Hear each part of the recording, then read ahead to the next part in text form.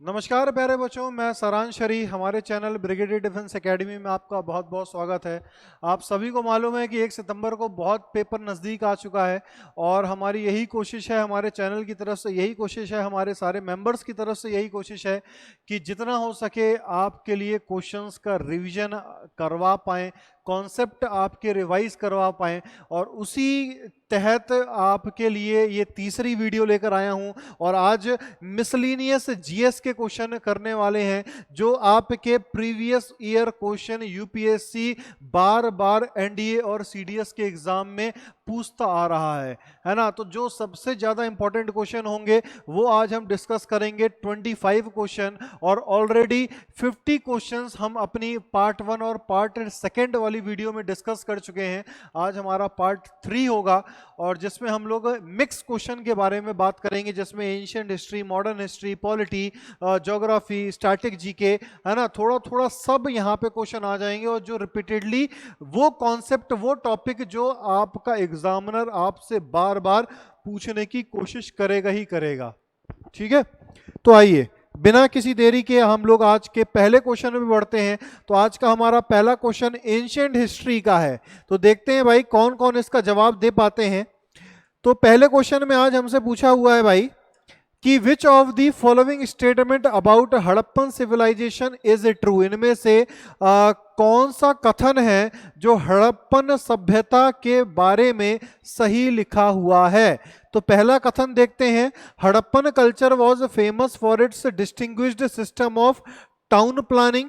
मतलब बहुत बेहतरीन टाउन प्लानिंग हुआ करती थी हड़प्पन सभ्यता की, अर्बन प्लानिंग हुआ करती थी, शहरीकरण बहुत बढ़िया हुआ करता था, इम्प्रेसिव ड्रेनेज सिस्टम हुआ करता था, रोड जो है बहुत चौड़ी हुआ करती थी, 30-30 फीट की रोड हुआ करती थी, 2 स्टोरी बिल्डिंग हुआ करती थी, हाँ घर बड़े स्पेशियस हुआ करते थे, पक्की ईंटों से घर बनाए जाते थे, स्नान के लिए एक अलग से ग्रेट बाथ बनाया गया था, है ना। इसके अलावा अनाज को इकट्ठा करने के लिए, स्टोर करने के लिए ग्रैनरी भी बनाई गई थी। तो आप कह सकते हैं कि हड़प्पन सभ्यता एक मॉडर्न सभ्यता से कम नहीं थी और एक सबसे बेहतरीन टाउन प्लानिंग का एक एग्जाम्पल भी आपके सामने ये हड़प्पन सभ्यता रखती है।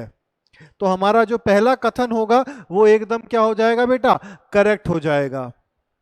सेकेंड स्टेटमेंट देखते हैं, most important public place in Mohenjodaro seems to be the great bath. सबसे इंपॉर्टेंट जो पब्लिक प्लेस था मोहनजोदारो साइड में वो क्या था, ग्रेट बाथ था। तो अभी मैंने आपको बताया ग्रेट बाथ एक बहुत महत्वपूर्ण बिल्डिंग हुआ करती थी बेटा, है ना। और ये महत्वपूर्ण बिल्डिंग उस जगह के सभी लोगों के स्नान के रूप में काम आती थी। अभी मैं आगे पिक्चर में भी आपको दिखाऊंगा, टेंशन न लीजिए।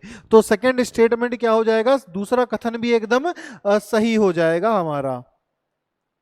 तीसरा कथन देखते हैं, तीसरे कथन में कह रहा है कि granary was the largest building of Mohenjodaro. Mohenjodaro की जो सबसे बड़ी बिल्डिंग थी वो क्या थी बेटा, ग्रैनरी थी। और ग्रैनरी काम आती है अनाज को इकट्ठा करने के लिए। तो हमारा तीसरा कथन भी एकदम सही है। इसके अलावा चौथे कथन पे आते हैं और लिखा हुआ है, the use of baked bricked in Harappan cities is remarkable. भाई जो पक्की ईंटों से घर बनाए जा रहे थे हड़प्पन सभ्यता में, मिट्टी के ईंट नहीं है सिर्फ, वो ईंट पकाई जा चुकी हैं आग में और फिर उसके घर बनाए जा रहे हैं। तो आप समझ सकते हैं आज से 2-2.5 हजार साल पहले की बात हो रही है और उस दौरान पे किस प्रकार से ये लोग रहा करते होंगे, है ना। 2-2.5 हजार से भी ज्यादा मैं कहूंगा, है ना, करीबन 10-20 हजार साल पुरानी बात चल रही है यहाँ पे। और किस तरीके से और कितने बेहतर तरीके से ये हड़प्पन सभ्यता रहती होगी जो आज के समय में भी हमें देखने को नहीं मिलती, है ना। तो चौथा स्टेटमेंट भी क्या हो जाएगा, करेक्ट हो जाएगा। तो हड़प्पन सभ्यता के बारे में चारों स्टेटमेंट क्या लिखे हुए हैं, एकदम करेक्ट लिखे हुए हैं। हमारा आंसर क्या आ जाएगा, डी आंसर आ जाएगा। ऑल ऑफ दीज क्या बताना था, select the correct answer using the codes given below. I hope आपको कोई डाउट नहीं होगा। देखिए यहाँ पे ये आपको पता चल रहा होगा, एक बेहतरीन टाउन प्लानिंग है जिसमें एक रोड जा रही है सीधी और इसके अगल बगल घर बने हुए हैं, है ना, और बहुत बेहतर तरीके से एक प्लानिंग करके ये घर बनाए गए हैं। इसी स्ट्रीट के नीचे एक ड्रेनेज सिस्टम भी है, जो सभी घरों से जो भी पानी है वो इसी ड्रेनेज सिस्टम के माध्यम से सड़क के नीचे नीचे निकल जाता था। इसके अलावा ये सामने आपको पोर्शन दिखाई दे रहा होगा, इसे कहते हैं ग्रेट बाथ, है ना, ग्रेट बाथ कहा जाता है। और तीसरा स्टेटमेंट आप देख पा रहे होंगे, तीसरा यहाँ पे फोटो आप देख पा रहे होंगे, ये है ग्रैंडरी, जो अनाज को इकट्ठा करने के काम आती थी और हड़प्पन सभ्यता की सबसे बड़ी इमारत भी यही मानी जाती है। और चौथा आप पिक्चर में देख पा रहे होंगे, छोटी छोटी जो ब्रिक्स हैं ये बेक्ड ब्रिक्स हैं, ये इन्हें हम पक्का ब्रिक्स कह सकते हैं, जो आज के टाइम पे भट्टियों में जिसे सेका जाता है, लेकिन उस दौरान पे लोग इस प्रकार की ब्रिक्स का इस्तेमाल करते थे। ठीक है, आइए नेक्स्ट क्वेश्चन है आज का हमारा question number 52। Consider the following statement. पहला स्टेटमेंट लिखा है, मॉडर्न हिस्ट्री का क्वेश्चन है। In the first round table conference, गोलमेज सम्मेलन कहा जाता है इसे हिंदी में, date met in November 1930, Congress had no representative, है ना। पहली जो गोलमेज सम्मेलन थी 1930 में हुई थी, उसमें गांधी जी ने और इंडियन नेशनल कांग्रेस ने इस गोलमेज सम्मेलन को बॉयकॉट कर दिया था। क्यों? क्योंकि उस दौरान पे सविनय अवज्ञा आंदोलन चल रहा था, सिविल डिसओबीडियंस मूवमेंट चल रहा था, जिसे हम सॉल्ट सत्याग्रह भी कह सकते हैं या डांडी मार्च भी कह सकते हैं। और इसी के चलते गांधी जी ने पहली गोलमेज सम्मेलन में एक तरह से भाग लेने से मना कर दिया था। ठीक है, तो यहां पे लिखा हुआ है डेट मेट इन नवंबर 1939, कांग्रेस के कोई भी रिप्रेजेंटेटिव उस गोलमेज सम्मेलन में नहीं था, तो एकदम सही लिखा हुआ है। दूसरा स्टेटमेंट पढ़ेंगे, Mahatma Gandhi was chosen as the second round table conference held in September to December 1931। दूसरी गोलमेज सम्मेलन जो 1931 में होती है उसमें भाग लिया था और गांधी जी रिप्रेजेंटेटिव बने थे इंडियन नेशनल कांग्रेस के, और उनको रिप्रेजेंट करने वाले, आईएनसी को रिप्रेजेंट करने वाले गांधी जी गोलमेज सम्मेलन बकिंगम पैलेस लंदन गए और वहां पे जाके आईएनसी को रिप्रेजेंट किया। ठीक है, तो यहां पे भी क्या लिखा हुआ है, ये भी दूसरा कथन जो है एकदम करेक्ट है। तो हमारा आंसर क्या आ जाएगा, हमें क्या बताना है, इज और आर करेक्ट बताना है। तो करेक्ट क्या है बेटा, सी ऑप्शन आ जाएगा, बोथ 1 और 2 आ जाएगा। ठीक है, आज के नेक्स्ट क्वेश्चन, क्वेश्चन नंबर 53 में आते हैं और 53rd क्वेश्चन कहता है कि who among the following had repealed the vernacular press act. ध्यान रखना बेटा, रिपील मतलब होता है हटाना, है ना, रिपील का मतलब क्या होता है बेटा, हटाना, है ना। किसने इस वर्नाकुलर प्रेस एक्ट को हटाया था, तो वो व्यक्ति कौन है, उस दौरान के वाइसरॉय थे बेटा, लॉर्ड रिपन। ध्यान रखो बेटा, लॉर्ड रिपन को father of local self government भी कहा जाता है। यह भी क्वेश्चन आपके एग्जाम में पूछा जा सकता है कि लॉर्ड रिपन को या फिर father of local self government किसे कहा जाता है, तो लॉर्ड रिपन को कहा जाता है। वर्नाकुलर प्रेस एक्ट ये तो हटाया किसने, लॉर्ड रिपन ने हटाया, लेकिन अगर आपसे यह पूछ ले कि इस वर्नाकुलर प्रेस एक्ट को लाने वाला वाइसरॉय कौन था, तो इंट्रोड्यूस जिसने किया था उनका नाम है लॉर्ड लिटन। और लॉर्ड लिटन ने इस वर्नाकुलर प्रेस एक्ट को इंट्रोड्यूस कब किया, तो यह ध्यान रखें बेटा, इसको इंट्रोड्यूस किया गया था 1878 में। ठीक है, और लॉर्ड रिपन ने इसको बाद में अपने टेन्योर के दौरान पे इसे हटा दिया था। ठीक है, आइए नेक्स्ट क्वेश्चन पे आते हैं। आज का हमारा अगला क्वेश्चन है, which of the following statement in contest of structure of the parliament are is और आर करेक्ट। आपसे पूछा है कि हमारा जो इंडिया का पार्लियामेंट स्ट्रक्चर है उसके बारे में कौन सा स्टेटमेंट सही लिखा हुआ है। तो पहला स्टेटमेंट, पहला कथन है, parliament of India consist of president, council of state and house of people. Council of state मतलब है राज्यसभा, हाउस ऑफ पीपल का मतलब है लोकसभा। तो पार्लियामेंट का क्या है, पार्लियामेंट किन चीजों का कॉन्स्टिट्यूट करती है, पार्लियामेंट प्रेसिडेंट को कॉन्स्टिट्यूट करती है, काउंसिल ऑफ स्टेट्स को कॉन्स्टिट्यूट करती है, और इसके अलावा हाउस ऑफ पीपल को कॉन्स्टिट्यूट करती है। और ध्यान रखना ये पूरा का पूरा कथन जो फर्स्ट स्टेटमेंट लिखा हुआ है आर्टिकल 79 में, इसके बारे में वर्णन दिया हुआ है। तो हमारा पहला जो कथन होगा वो क्या हो जाएगा, वो राइट हो जाएगा बेटा, सही कथन है। President of India is directly elected by N electoral college consisting of elected member of both the houses of parliament only. लिखा हुआ है यहाँ पे, जो राष्ट्रपति होता है वो राष्ट्रपति डायरेक्टली इलेक्टेड होता है किसके द्वारा, elected member of both the houses of parliament के द्वारा। कहने का मतलब मैं यहाँ पे आपको समझा देता हूं अगली स्लाइड में।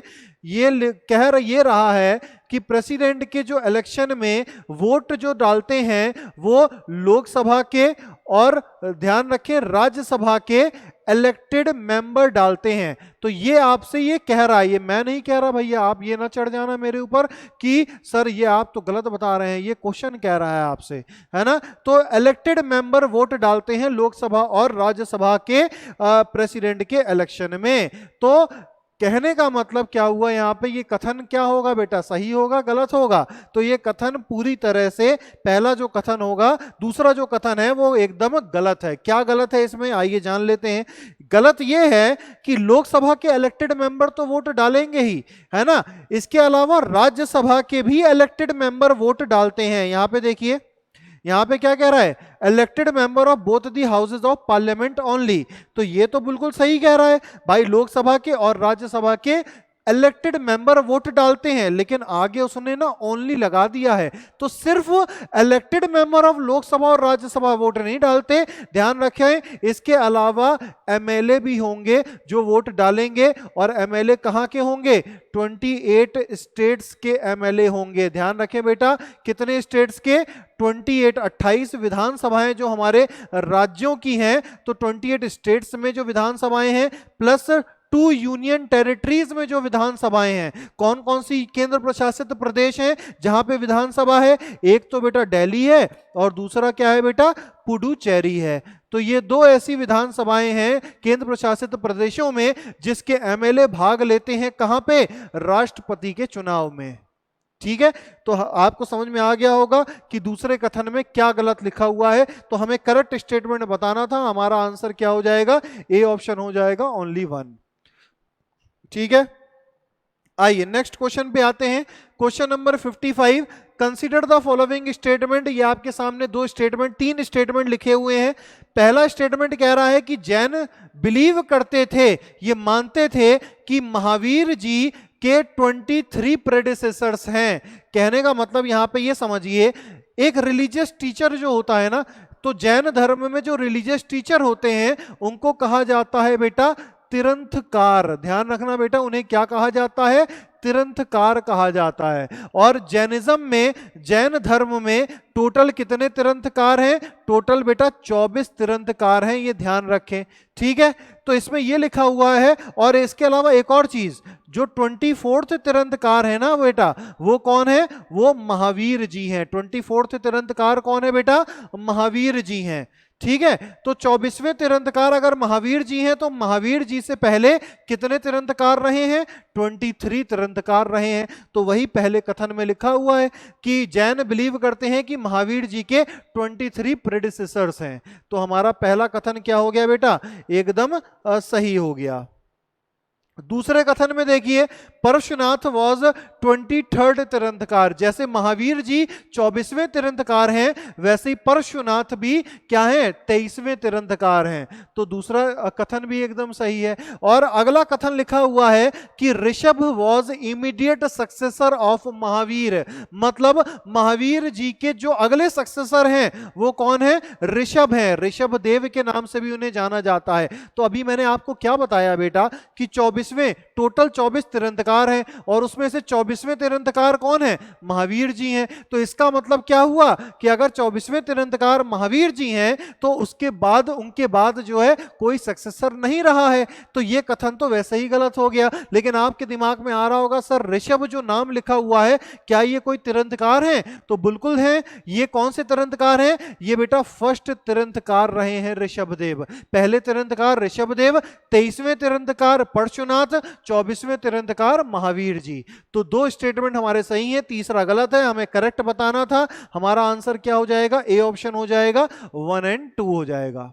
ठीक है, आइए नेक्स्ट क्वेश्चन में देख लेते हैं। क्वेश्चन नंबर है 56 और 56 क्वेश्चन कहता है भाई कि कंसीडर द फॉलोइंग स्टेटमेंट, और पहला स्टेटमेंट लिखा हुआ है कि igneous rock are classified into extrusive and intrusive rock. तो जो इग्नियस रॉक होती हैं वो दो भाग में डिवाइडेड हैं। एक तो है बेटा एक्सट्रूसिव रॉक, और इस एक्सट्रूसिव रॉक को हम और क्या कहते हैं? लावा रॉक भी कहते हैं। इसके अलावा दूसरी है इंट्रूसिव रॉक, इसे हम क्या कहते हैं? इसे हम लोग मैग्मा रॉक कहते हैं।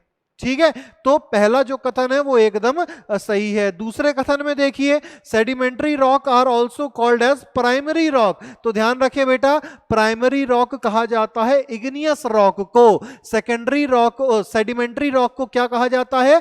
सेकेंडरी रॉक कहा जाता है। ये जरूर ध्यान रखें कि सेडिमेंट्री रॉक को सेकेंडरी रॉक कहा जाएगा और इग्नियस रॉक को प्राइमरी रॉक कहा जाता है। तो दूसरा कथन क्या हो जाएगा बेटा?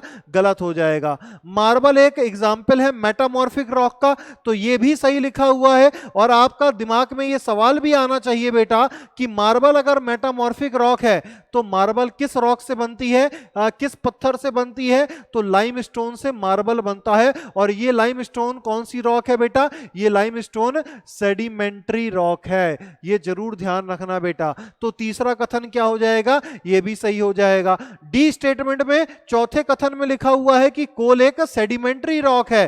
तो बिल्कुल सही है बेटा, कोल एक सेडिमेंट्री रॉक है और कोल का ही एक फाइनेस्ट फॉर्म होता है एंथ्रासाइट। और एंथ्रासाइट कैसी रॉक है बेटा? मेटामॉर्फिक है। एंथ्रासाइट को फर्दर एक्सपोज किया जाए हाई हीट या हाई प्रेशर में तो और क्या बनेगा बेटा? ग्रेफाइट बनेगा। तो ध्यान रखें, ग्रेफाइट और एंथ्रासाइट मेटामॉर्फिक रॉक है और कोल एक सेडिमेंट्री रॉक है। एंथ्रासाइट और ग्रेफाइट ये दोनों ही किससे बन रहे हैं? कोल का ही एक प्योरेस्ट फॉर्म कह सकते हैं। चौथा कथन भी हमारा सही हो गया। पहला दूसरा तो गलत है, तीसरा सही है और चौथा सही है। और हमें क्या बताना है बेटा? करेक्ट बताना है। ध्यान रखें, इस पे जरूर गौर करिएगा कि करेक्ट पूछा है कि इनकरेक्ट पूछा है। ठीक है ना? तो करेक्ट हमसे पूछा हुआ है, हमारा आंसर हो जाएगा 1, 3 एंड 4 हो जाएगा। तो सी ऑप्शन हमारा आंसर है। ठीक है, आइए नेक्स्ट क्वेश्चन पे देखते हैं। मैच द फॉलोइंग, आपके सामने बैटल लिखे हुए हैं, आपके सामने ईयर लिखा हुआ है, आपको बताना है कौन सा बैटल किस साल में हुआ। ठीक है, तो आइए देखते हैं। सबसे पहला है बैटल ऑफ चौसा, और बैटल ऑफ चौसा बेटा किसके बीच में लड़ा गया? तो ध्यान रखें, बैटल ऑफ चौसा लड़ा गया है हुमायूं के बीच में।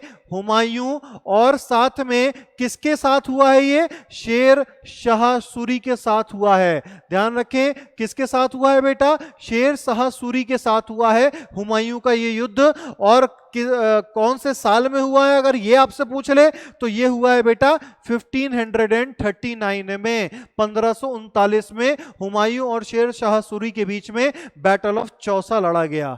इसके अलावा बेटा अगला जो बैटल आपके सामने यहां पे लिखा हुआ है वो बैटल है second battle of terrain. Second battle of terrain किसके बीच में हुआ है? तो ये ध्यान रखें, मोहम्मद गौरी और किसके बीच में? पृथ्वीराज चौहान के बीच में। ध्यान रखो, बहुत इंपॉर्टेंट है, पृथ्वीराज चौहान और मोहम्मद गौरी के बीच में सेकंड बैटल ऑफ टेरेन हुआ है। और कौन से सन में हुआ है? 1192 में हुआ है। इसके अलावा बैटल ऑफ खानवा आपके सामने लिखा हुआ है, और बैटल ऑफ खानवा किसके बीच में हुआ है? तो ये ध्यान रखें, बैटल ऑफ खानवा हुआ है बाबर के बीच में। बाबर वर्सेस राणा सांगा, बाबर और राणा सांगा के बीच में ये बैटल ऑफ खानवा हुआ है। और कौन से सन में हुआ है? तो ये भी ध्यान रखें कि 1527 में हुआ है। इसके अलावा चौथा जो बैटल है battle of Kannauj, battle of Kannauj भी बेटा किसके बीच में हुआ है? तो ये भी हुमायूं और शेर शाह सूरी के बीच में हुआ है। तो ध्यान रखो बेटा, दो ऐसे बैटल आए हैं जो हुमायूं और शेर शाह सूरी के बीच में लड़े गए हैं। एक है बैटल ऑफ चौसा और दूसरा है बैटल ऑफ कन्नौज। और बैटल ऑफ कन्नौज कौन से सन में हुआ है? 1540 में हुआ है। बैटल ऑफ चौसा कौन से सन में हुआ था? 1539 में हुआ था, है ना। Second battle of Tarain Mohammad Ghori और पृथ्वीराज चौहान के बीच में 1192 में हुआ, है ना। इसके अलावा बैटल ऑफ खानवा बाबर और किसके बीच में? राणा सांगा के बीच में, कौन से सन में? 1527 में। हमारा ऑप्शन क्या हो जाएगा बेटा? 3, 4, 1, 2 हो जाएगा। कहीं पे आपको दे रखा है? बिल्कुल दे रखा है बेटा, सी ऑप्शन में 3, 4, 1, 2 हमारा करेक्ट ऑप्शन हो जाएगा। ठीक है, आइए नेक्स्ट क्वेश्चन पे देखते हैं। अगला क्वेश्चन क्या कह रहा है? Which one of the following statement about the speaker of Lok Sabha is not correct. इनमें से जो कथन आपके सामने ऑप्शन में लिखे हुए हैं, आपको बताना है कि लोकसभा का जो स्पीकर होता है उसके बारे में कौन कौन से स्टेटमेंट हैं जो इनकरेक्ट है, नॉट करेक्ट बताना है। तो इसका मतलब 4 में से इनकरेक्ट आपको बताना है। तो पहला स्टेटमेंट पढ़ते हैं, he shall vacate his office if he ceases to be a member of house of people. कह ये रहा है कि अगर स्पीकर, है ना, अगर स्पीकर इस एमपी है, मतलब he if he ceases to be a house of the people, कहने का मतलब अगर वो व्यक्ति मेंबर ऑफ पार्लियामेंट है और अगर वो व्यक्ति स्पीकर की पोस्ट के लिए चुना गया है तो उसे लोकसभा की सदस्यता को छोड़ना पड़ेगा। तो ये एकदम सही लिखा हुआ है। ठीक है, he may at any time resign by writing his resignation to the president of India. देखो भाई बहुत आसान है, तीसरे चौथे ऑप्शन में जाने की जरूरत ही नहीं है। हमें इनकरेक्ट के बारे में पता चल गया, बी ऑप्शन। क्या इनकरेक्ट है?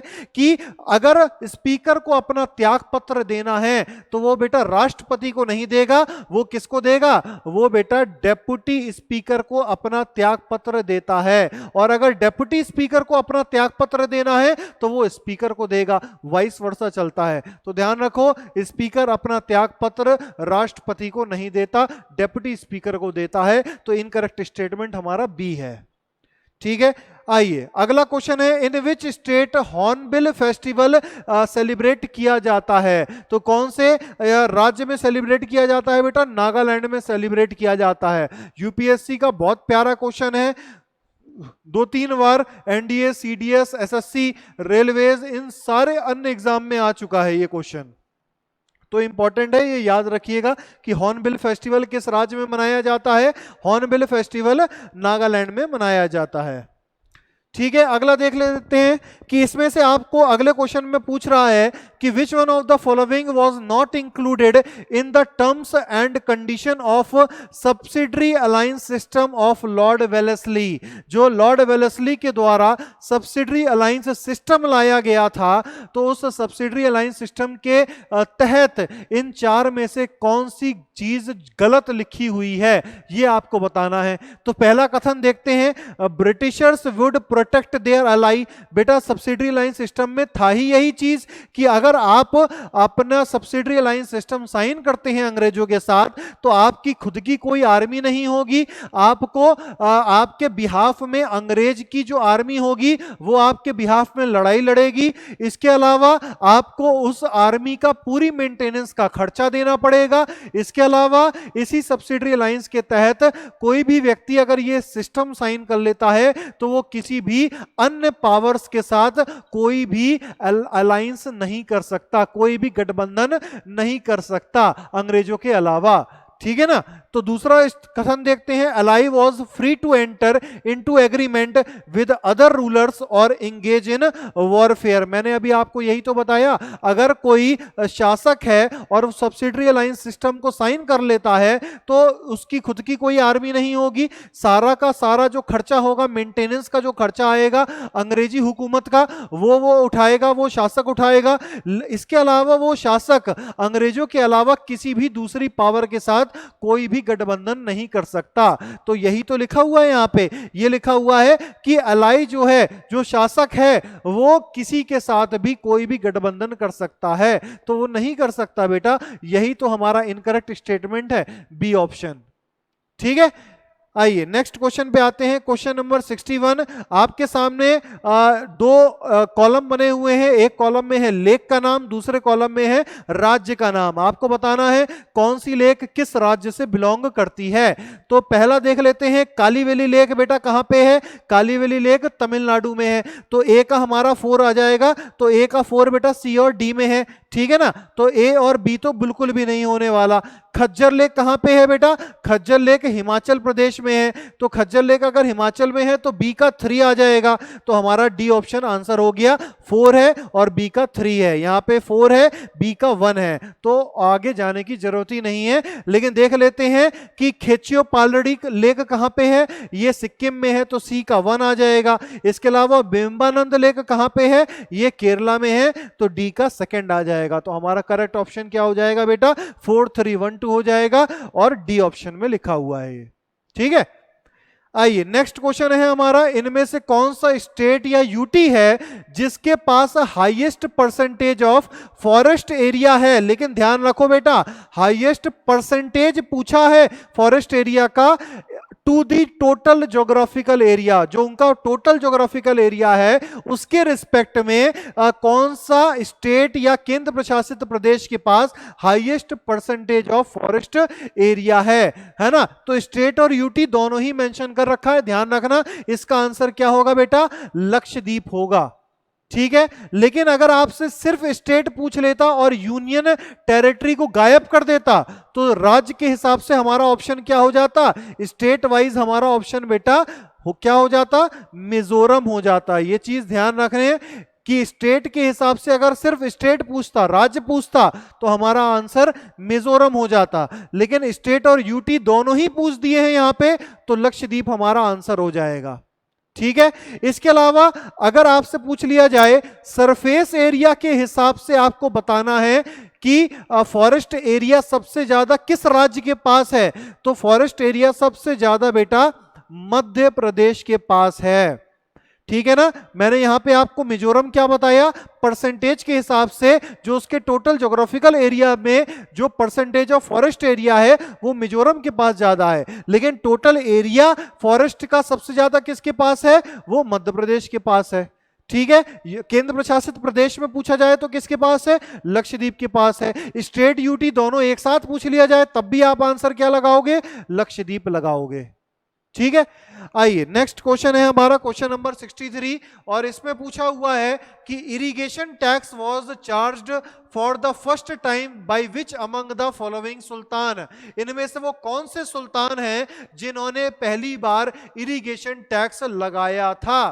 तो वो सुल्तान का नाम है बेटा फिरोज शाह तुगलक। तुगलक डायनेस्टी से ये बिलोंग करते थे और इन्होंने पहली बार इरिगेशन टैक्स लगाया था। और इसी इरिगेशन टैक्स को किस नाम से जाना जाता है बेटा? हक ई श्रब के नाम से जाना जाता है।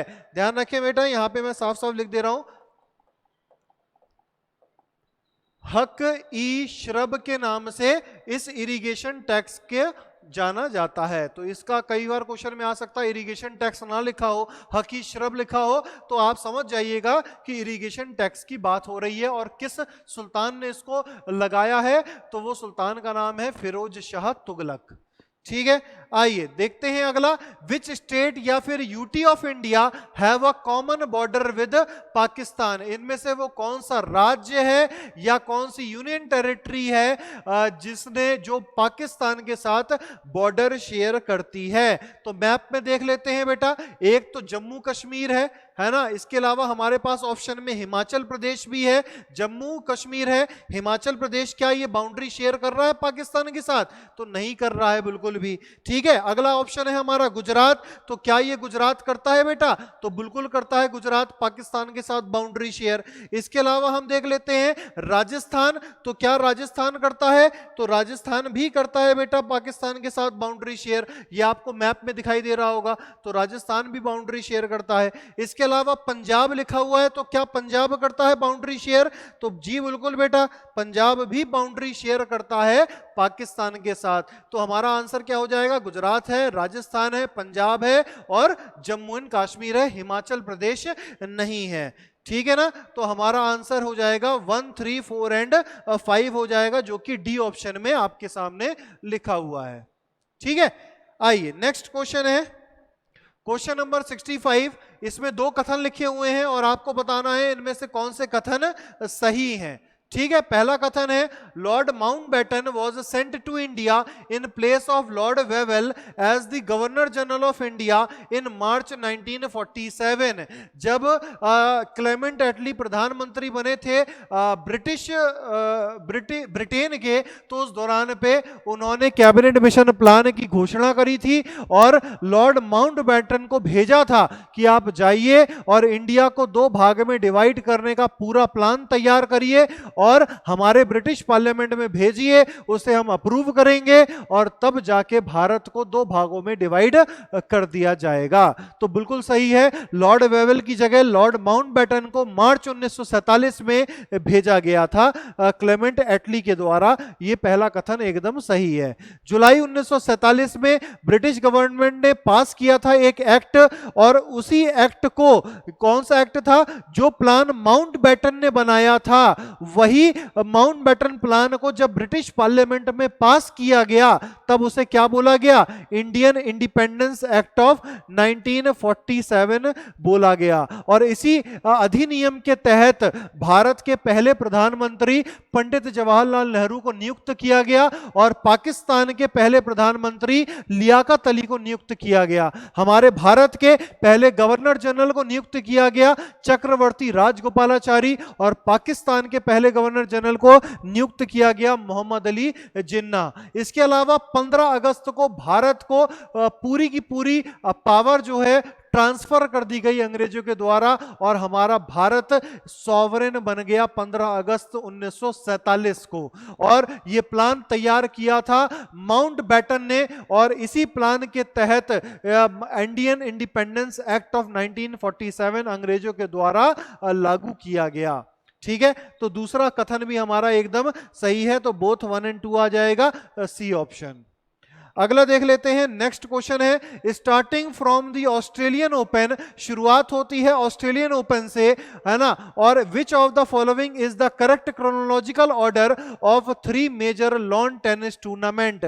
आपको बताना है जो 4 ग्रैंड स्लैम टूर्नामेंट होते हैं लॉन टेनिस के साल में, और उनका पूरा सीक्वेंस बताना है। तो पहला होता है ऑस्ट्रेलियन ओपन, दूसरा होता है बेटा फ्रेंच ओपन, तीसरा होता है बेटा विंबलडन और चौथा होता है यूएस ओपन। तो हमारा ऑप्शन क्या हो जाएगा? बी हो जाएगा।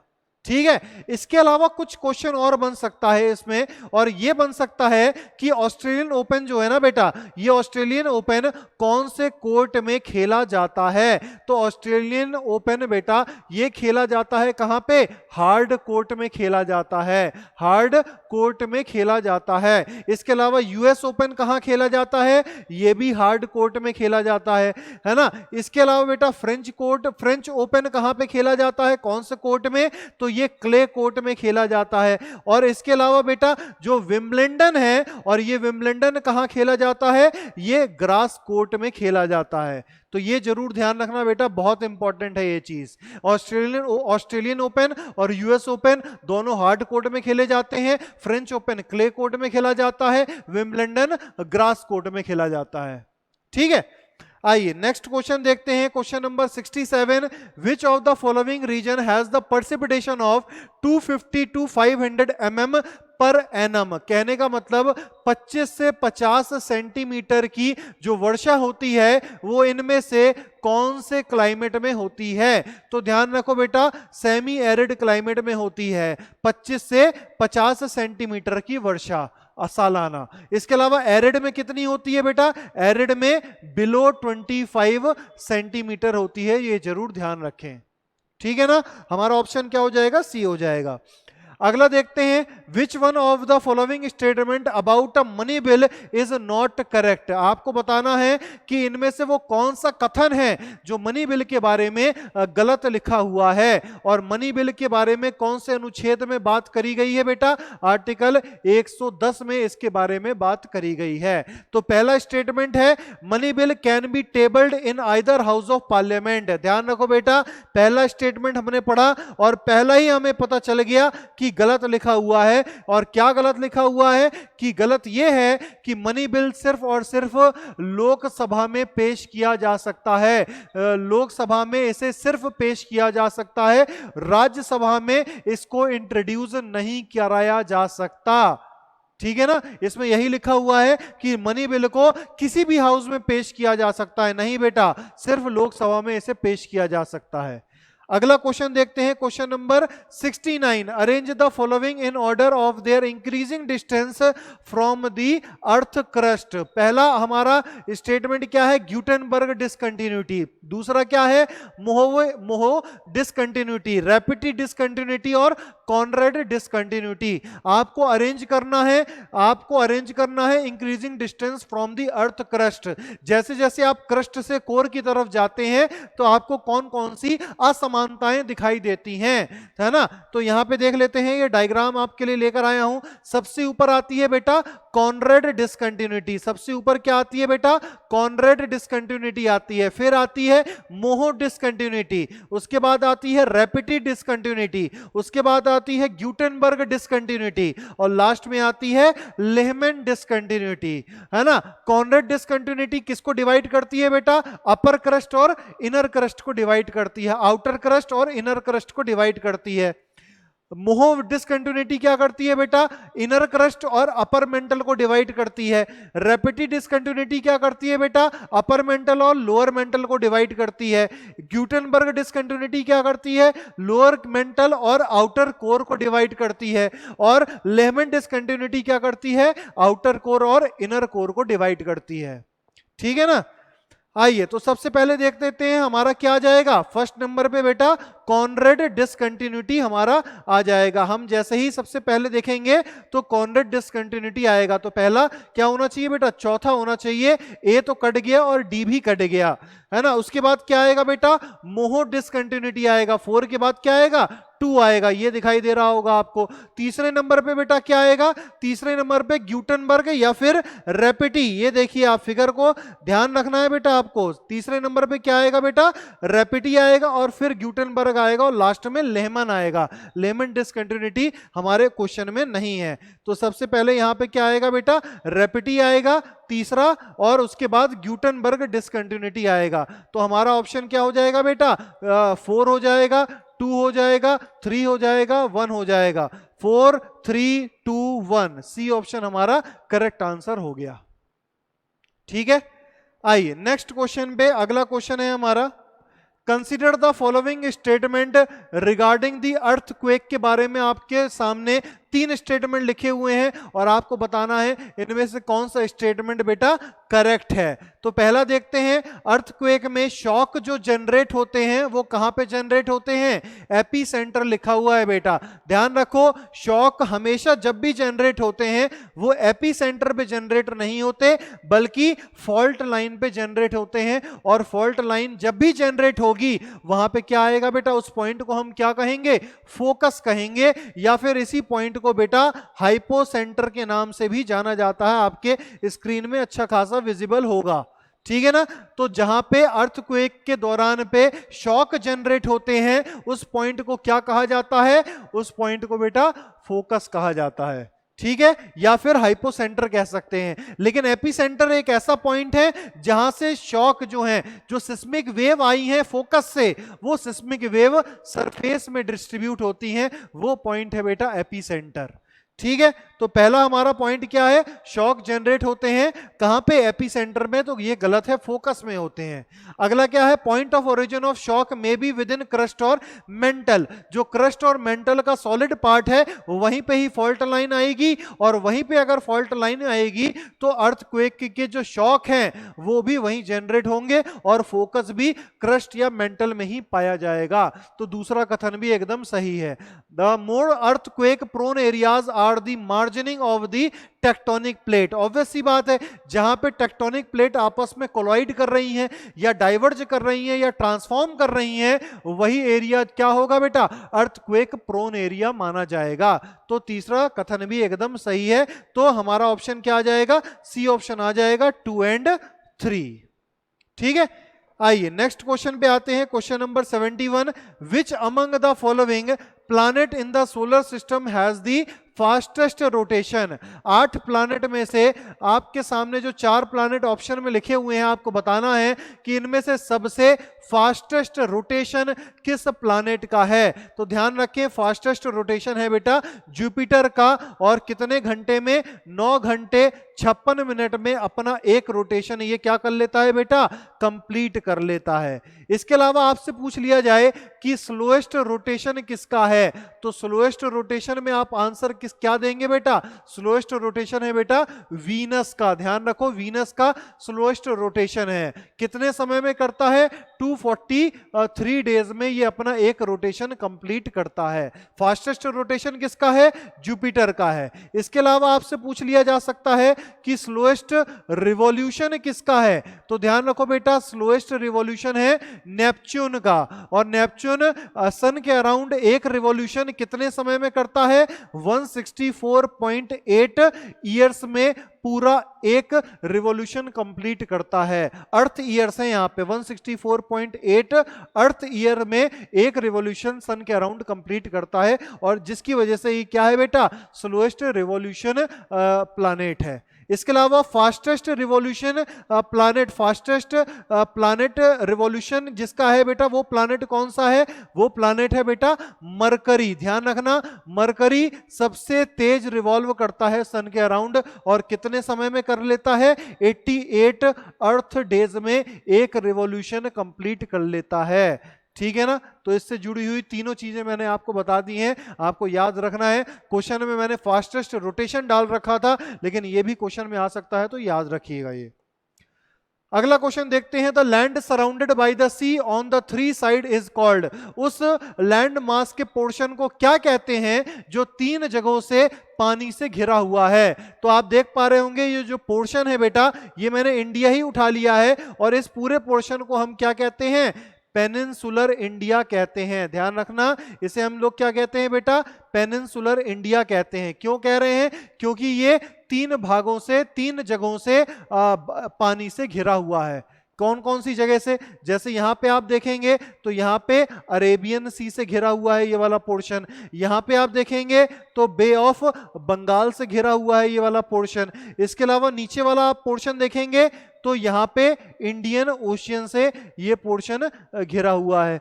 तो 3 तरफ से, अरेबियन सी से, इंडियन ओशियन से, बे ऑफ बंगाल से, 3 जगहों से ये पोर्शन जो है पानी से घिरा हुआ है, और इसी पोर्शन को हम क्या कहते हैं बेटा, पेनिनसुलर इंडिया कहते हैं या पेनिनसुला कहते हैं।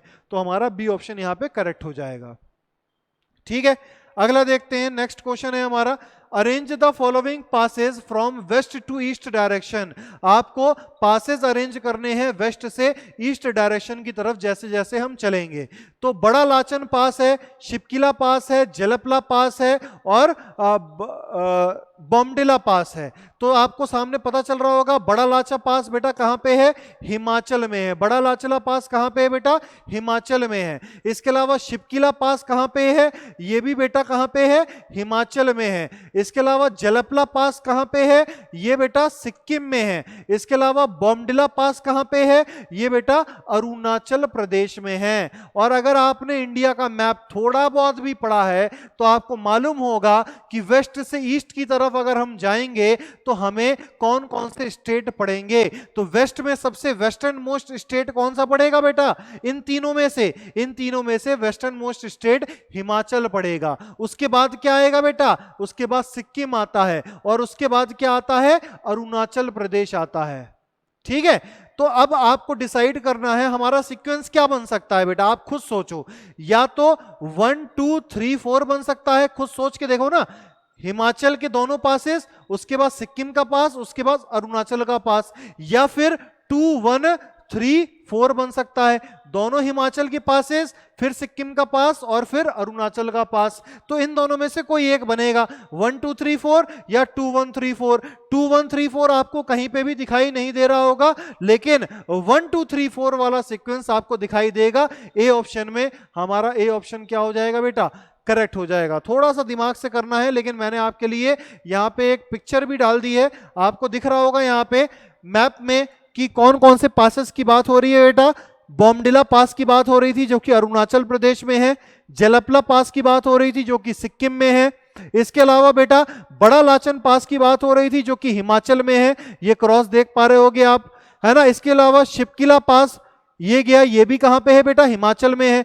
तो पहला क्या आएगा? बड़ा लाचा पास आएगा, शिपकिला आएगा, जलपला आएगा और बोमडिला आएगा। हम कहां से जा रहे हैं? वेस्ट टू ईस्ट आ रहे हैं। आई होप आपको इस क्वेश्चन में कोई डाउट नहीं होगा। आइए क्वेश्चन नंबर 74 देखते हैं।